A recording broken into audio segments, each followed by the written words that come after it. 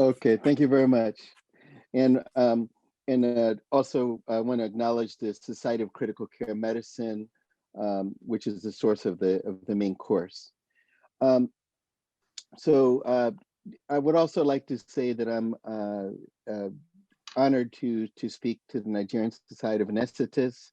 Nigeria was my foray into Africa as a medical student at the University of California, San Francisco many years ago. I've worked, had a long time relationship with ProHealth International out of Jos, Nigeria, and I've really traveled all over the country with that team. So today's presentation is more of an overview to give you some perspective, to give you some ideas to some of the things that we've been doing in terms of medical training, medical simulation, and telemedicine, and how those things sort of evolved, and hopefully to motivate people to innovate and come up with their own ideas. Also, my team would also like to make it known that our focus is improving healthcare in Africa, Nigeria in particular. We go to other countries as well: Sierra Leone, Ghana, Eritrea, Ethiopia, many other places. So if anyone wants to work with us, then all you have to do is reach out to me, and we'll figure out a way. So we've had different projects with Luth, as well as Babcock University Teaching Hospital, Calabar, and etc. All right, so the topic of my presentation today is medical simulation training for anesthesia and critical care medicine in Africa.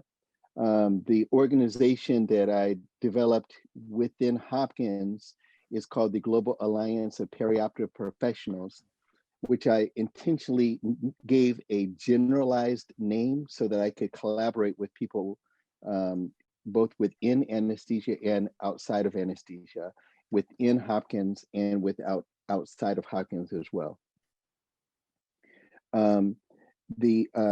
What I found over time was that there are a lot of bureaucratic constraints at an institution like Johns Hopkins. And so we actually incorporated a nonprofit arm of our organization called the Institute of Global Perioperative Care. And some of our board members, for example, on the Nigeria side is Bisola Obimbi is one of our board members, as well as Iko Ibanga, president of ProHealth International.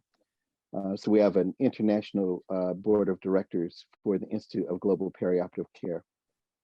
And the focus of the Institute of Global Perioperative Care is improving healthcare disparities globally and improving healthcare in Africa. My work with them, my work really started as medical mission work with ProHealth International, and it's been sort of like a 20-year evolution to what we're doing now, which is trying to work with established Nigerian entities and other African entities that improve the quality of healthcare delivered. That's just an acknowledgement for ProHealth International. Medical. Yes. This is Dr. Olomu from Dallas. Are you able to share your screen? I can't see your screen. Oh. I just see you can't see the screen. Madam Chair Lady. I see. I thought that I was sharing it. So, I saw your first slide, which showed Johns Hopkins logo. Then after that, I don't see any slides. Oh, I don't know. Is everybody able to see any slides from Dr. Sampson? No, sir.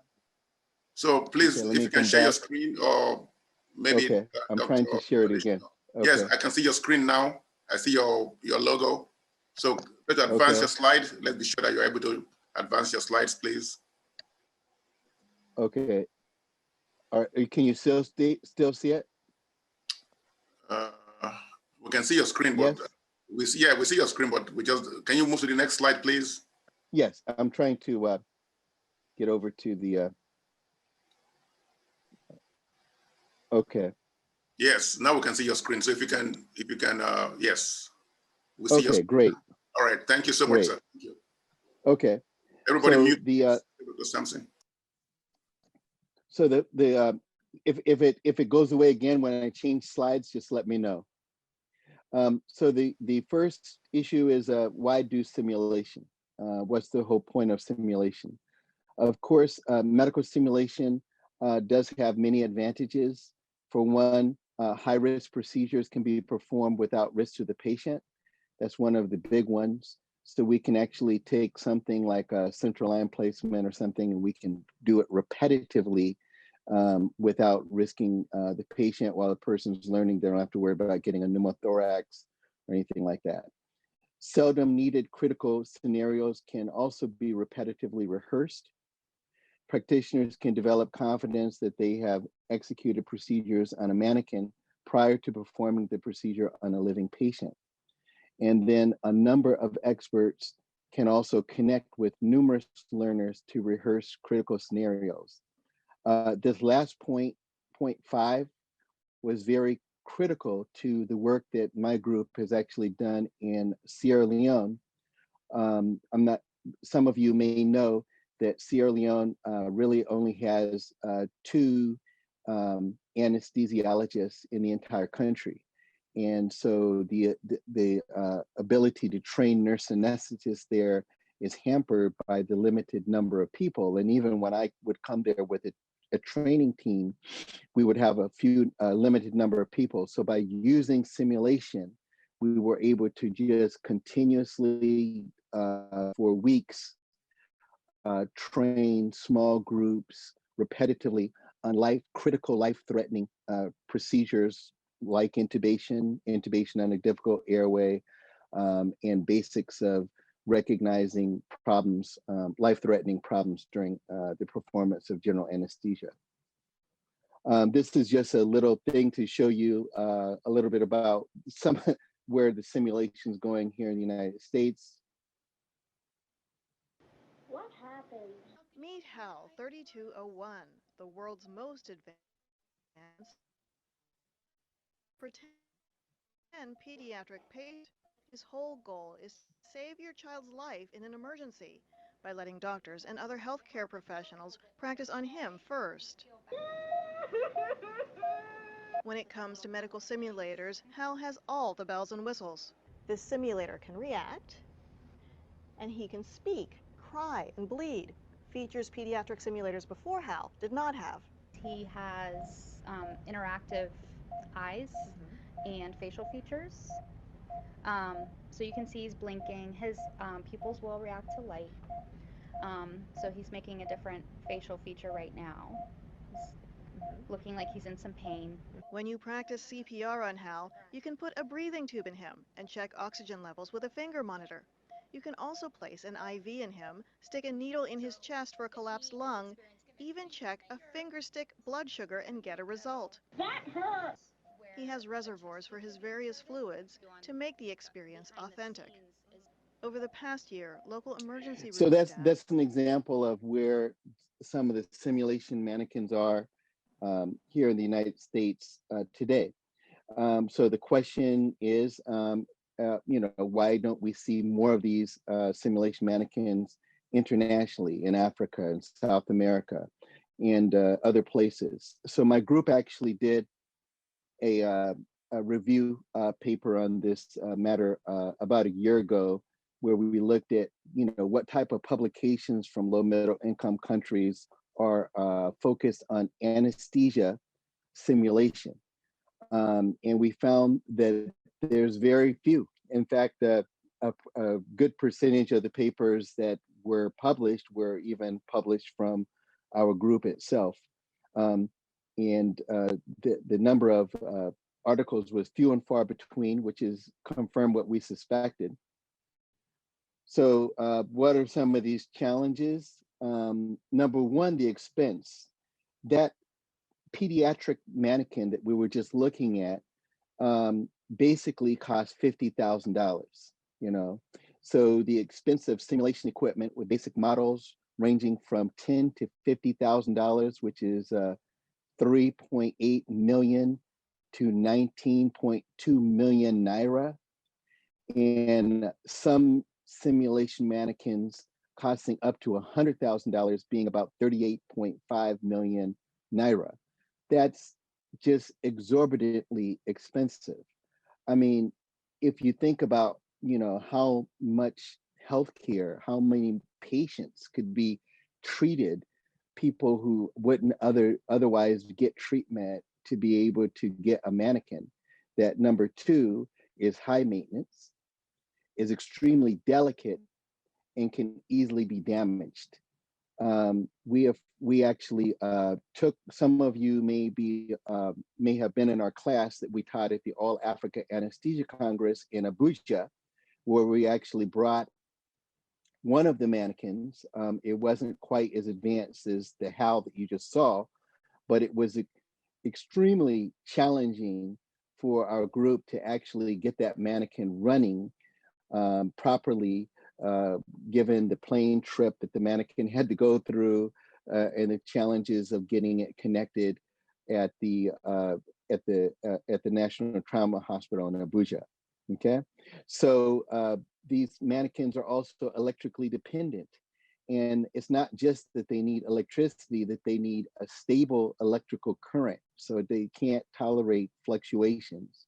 They frequently break down. Many of the, and here's the other thing. We saw this mannequin that could blink, turn its head, talk, say ow when somebody, did something or whatever. But do we really need those features? Do we really, is it really going to help our patient that the mannequin can actually do something that when we were a child, we already knew that humans, when you stick them, they're going to say ow, or when you call their name, they look at you. So a lot of these features are features where the mannequin, the simulation companies are just competing with each other for high-tech features that are not really relevant to the life-saving functions that we perform as anesthesiologists and critical care physicians. So basically, that's one of the main problems. This is basically a much more simple mannequin. This mannequin that you're looking at costs about $5,000 versus $50,000. And the mannequins, those high-end mannequins like the HAL, most of them do not have, almost all do not have the ability to breathe normal tidal volumes. Believe it or not, even though Johns Hopkins University has a multi-million-dollar simulation center, when we wanted to do meaningful medical simulation training in Sierra Leone and other places in West Africa, we found that the entire Johns Hopkins University did not have a single mannequin that could really breathe a normal tidal volume. The mannequins were pretending to breathe. They have a speaker that makes a breathing sound. And then they have a little paper. Keep saying you don't have money. Say yes, you do have money. Please, if you're not and speaking, then they have, can you mute your phone and your computers, please? Please go on, sir. they have a little, okay, they have a little paper spring that makes it so that it looks, the chest looks like it's moving, but it's not actually moving any air. So you could actually intubate the mannequin. Some of them, you can intubate these mannequins, but the mannequin can't breathe on its own. And so when we were training nurse anesthetists in Sierra Leone who had been trained in anesthesia, but most of them had never actually worked with a mechanical ventilator, or most of them really had never worked with an anesthesia machine, we really needed a mannequin that could really breathe on its own, not a mannequin that could blink or turn its head or bleed or say ow. We just needed one that could breathe on its own, where we could also simulate the vital signs as well. And so this is an example of one that has this very, very simple mechanism and is capable of doing that, of breathing on its own. And this is basically, I'm just making this video in preparation for one of our training programs that we did where we taught doctors and nurses that weren't anesthesiologists in Sierra Leone. We had to take them from no exposure at all to a mechanical ventilator to being able to actually put a patient, a COVID patient, on mechanical ventilation and ventilate them. This was a trip before COVID, here the year before COVID. So we had already sort of developed the infrastructure for doing this. And here you just see sort of how the mechanism works. It's a very, very simple mechanism with a simple lever in an accordion feature. There's a simple microprocessor.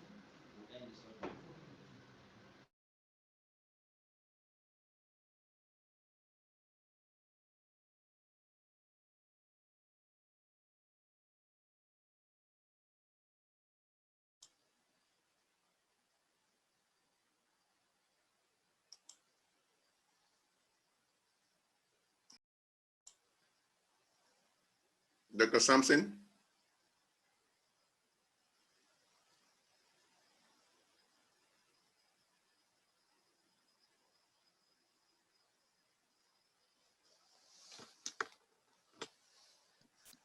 Hello, Dr. Sampson.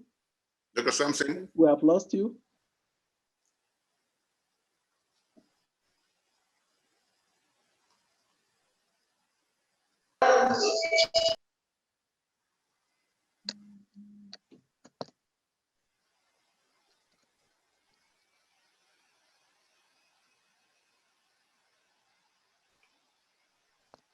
Dr. Sampson, are you there, sir?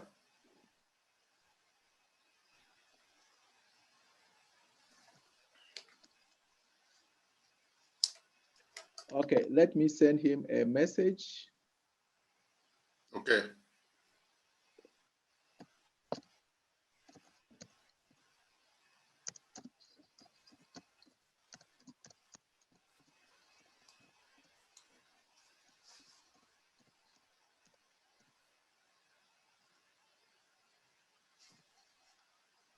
Okay, I've sent you a message. I hope you will see it. Mm-hmm.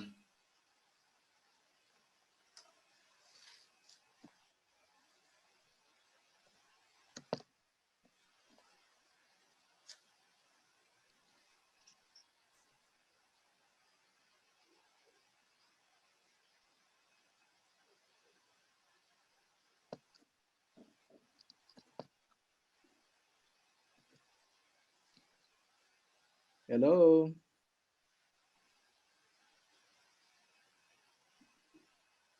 Dr. Yakubu? Yes, sir. Please text me his number.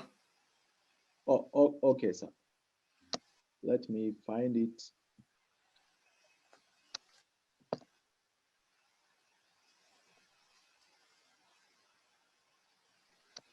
Sorry, everyone. We're trying to get hold of Dr. Sampson to continue his lecture. So give us a few minutes, please. Thank you for your patience.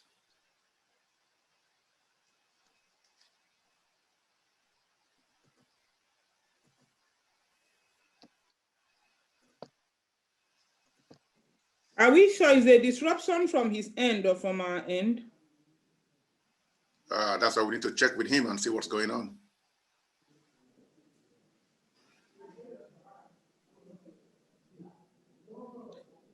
Chair, I've sent you his number.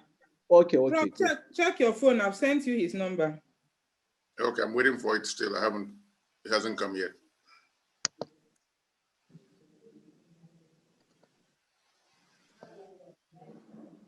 I don't have it yet. I'm still waiting.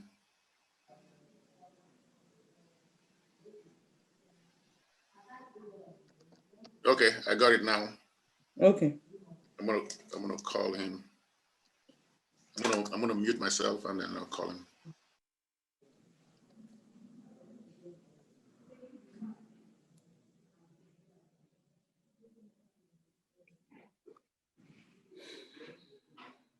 Okay, I'm back. For some reason, the Zoom kicked me out of the meeting. Okay.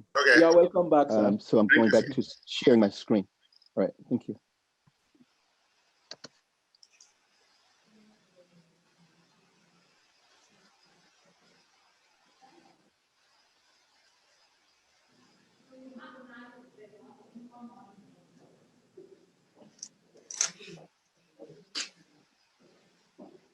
Okay, are you guys able to see the screen? All right.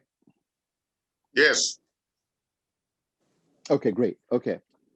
So, all right. So it's my belief that innovation is the key, that we cannot rely on these foreign countries, and I'm calling them foreign because they're not in Nigeria, all right? And we're talking about healthcare in Nigeria. We cannot rely on these foreign countries to basically make the type of equipment that is optimized for the Nigerian environment, when in fact they actually had an equipment that was pretty optimized, and they actually decommissioned it because they're after a different market.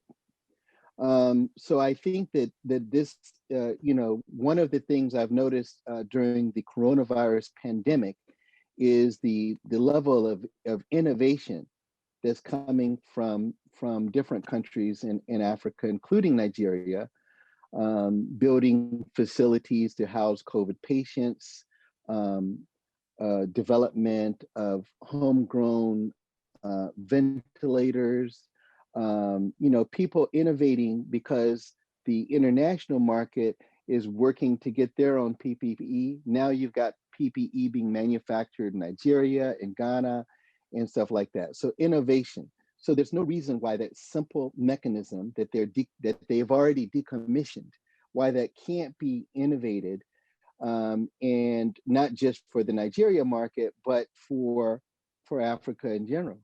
Because Nigeria being the superpower of Africa, there's no reason why they can be selling that and helping people to develop these medical skills in countries throughout the continent. The Flying Doctors of Nigeria, I was so impressed by the innovation of their company that I would just put this here, just a reminder for me to talk about the importance of innovation.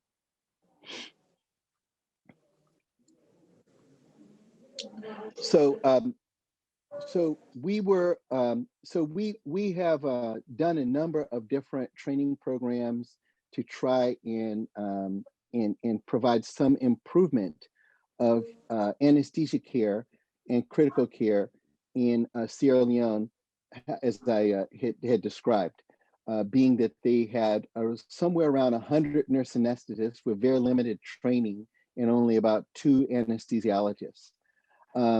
So number of the projects we did were simulation based, and we were able to take that simulation equipment that I showed you, train a team of nurse anesthetists to be expert trainers. Okay. And then actually, I'll give you the money. Excuse me, please. If you're not speaking, can you mute your phones, please? And then we were able to actually, the government actually sponsored us, in terms of having the vehicles to actually take our training team of 7 nurse anesthetists methodically to each of the 4 provinces in Sierra Leone, spend a week in each province at the major hospital in that province, and with our team, methodically train all of the nurse anesthetists in that province. We assembled our team in such a way that we had a representative amongst the trainers from each of the provinces. So when we came to their province, the one who was from that province, the nurse anesthetist from that province, would be the host, would be the logistical person to make sure that we, whatever we needed to keep our program going, we did, as a liaison to the hospital, as a liaison to the other nurse anesthetists. And so by doing that, over the course of about a month and a half, we were literally able to train the majority of nurse anesthetists who had never, most of which had never actually worked with an anesthesia machine in their possession at their hospital, to train them on how to use an anesthesia machine specifically designed for that type of environment where there's low electrical shortages and low supplies of oxygen. And we did this in synchrony with the government actually purchasing that same anesthesia equipment to be distributed across 21 hospitals throughout the entire country. So between the time that we started that program and the time we finished several years later, certainly the ability to provide a safe anesthetic in Sierra Leone had greatly improved. And largely the focus of that was the medical simulation equipment. So we actually thought that we were probably done with Sierra Leone, and the two anesthesia doctors that were there recruited some help, and we're actually starting an anesthesia residency program when the COVID pandemic hit last March. And we received a request from the president's office of Sierra Leone to help them solve the problem of ICU mechanical ventilation for COVID patients, understanding that the primary people doing this mechanical ventilation will not be anesthesiologists because of the sheer limitation of the number of anesthesiologists in the country. And so, our task was how we would introduce non-anesthesia physicians and nurses across the country into how to operate safely, as safe as possible, newly purchased mechanical ventilators for ICUs that would be located in a couple of different parts of the country. And so to do this, we actually obviously utilized Zoom because there was no way that during the pandemic that we could travel there. And we actually did, and then we were actually able to ask our logistical people in Sierra Leone to obtain the simulation equipment that we had previously left there, which was the same simulation equipment and ventilator that we had at Johns Hopkins.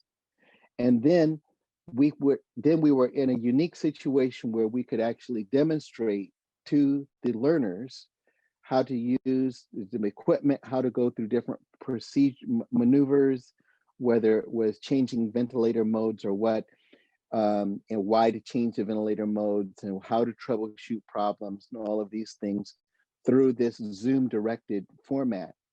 So our training sessions were about 6 hours a day and 2 consecutive days for each group. So it's a very intensive program, and we developed online content to go with the program.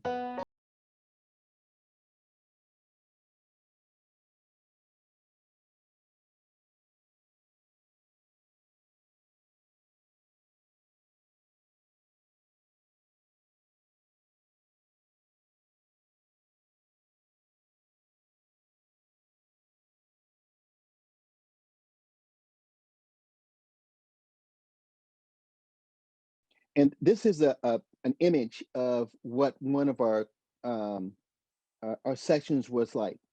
So you have the Hopkins team. We actually ran the programs on the weekends so that we could have access to an operating room that we could use as a sim center.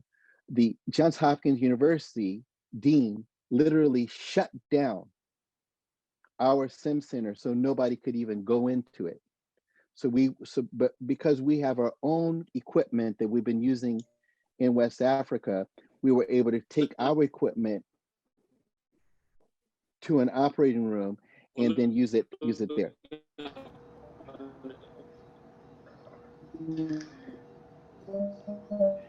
And so on the screen, you see the Sierra Leone team and the nurse anesthetists. We actually asked nurse anesthetists to be the intubators, and the physicians would be the operators of the ventilator, because it was matching up their various skill sets. And on the right, you actually see a vital sign system where here at Johns Hopkins University, we were able to connect our computer to their computer and actually control the heart rate, the blood pressure, the EKG, um, and the oxygen saturation for the patient in real time. So here I'm actually making the patient's vital signs change because the nurse anesthetist has successfully intubated the patient.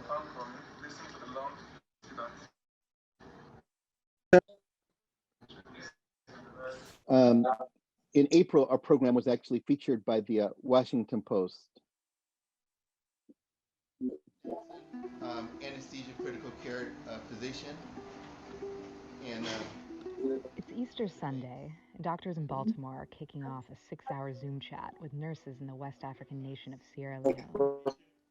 The country of 8 million has 13 ventilators and 2 anesthesiologists. One is recovering from a stroke. The other is in quarantine.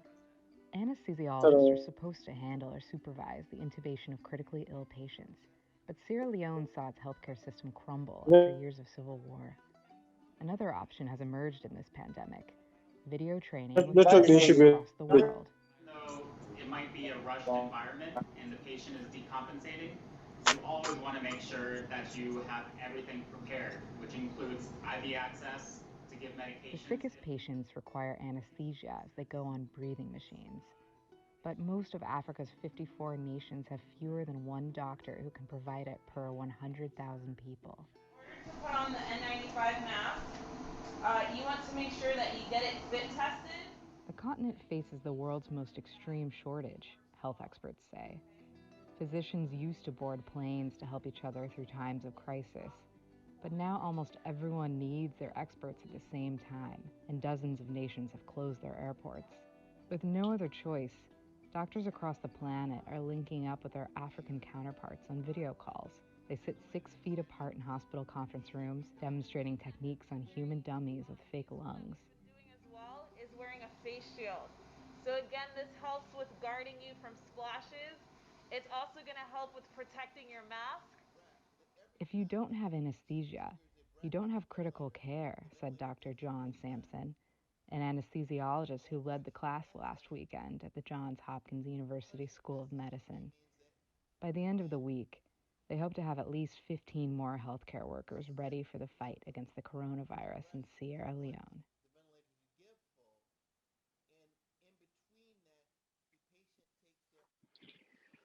So this program that we developed was, with the way I describe it, is a teleeducation directed medical simulation, because this team in Sierra Leone has this mannequin, has the self-breathing lung, has the ventilator, has everything that they need to basically simulate taking care of the patient.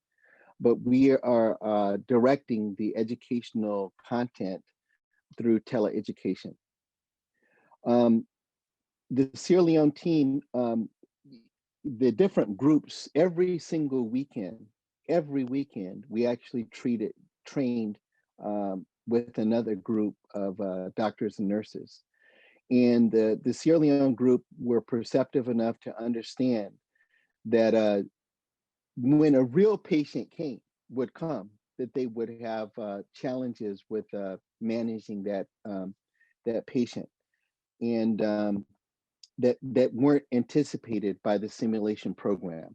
That no matter how intense the simulation program was, a real patient is going to present different problems. And so, as a result of their requests, we actually obtained a small grant for a pilot study for a telementoring program in critical care, which is very different from the teleeducation simulation program. And that the telementoring program, we will actually round in the morning with the Sierra Leone team for about 30 minutes on their sickest patients in the ICU. And then we will then have that person who's rounding for that week, the Hopkins person who's rounding for that week, will actually be available to them for consultation for other challenging problems they have for a defined period of time during the day, whether it's in the middle of the night or whether it's at any point during the day. And our next step with that, which we're concurrently doing, is working with some Nigerian partners to develop a similar telementoring program in Nigeria. So the take-home points that I want to make are that, number one, the most expensive and most advanced simulation systems may in many cases be inadequate for the specific life-sustaining learning principles that are most important in anesthesiology and critical care medicine. We don't need to learn that a patient can say ow when you poke them, or that a person looks at you or they can blink their eye.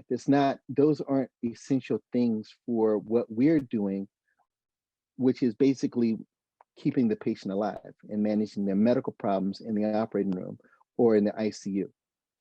Number two, basic equipment that is targeted to key features such as respiration and realistic tidal volumes and dynamic vital sign monitoring, equipment durability, and low electrical requirements are extremely important. And in the majority of the equipment, when you critically ask them, it's not present. The company that is some of the companies that make some of the simulation equipment will swear to you that their mannequin can breathe, until you actually realize after you purchase the mannequin that it has a speaker that is faking like it's breathing. Number three, the medical simulation is primarily driven by a race for high-end and expensive features that are often irrelevant to critical life-saving management principles. And number four, I encourage you to not wait on the foreign development of medical simulation equipment programs, but rather to take the lead as Africa's superpower, as a home of so much innovation and innovative people in Nigeria, and go ahead and innovate. You can connect with us. We would love to help you, to work with you. We also know other people that may also be good innovators. To work with your team if you're interested in innovating the development of simulation equipment similar to the ones that are being discontinued, or maybe better. And the proliferation of that equipment across the continental marketplace. And that's it. Thank you. Thank you very much, sir, for the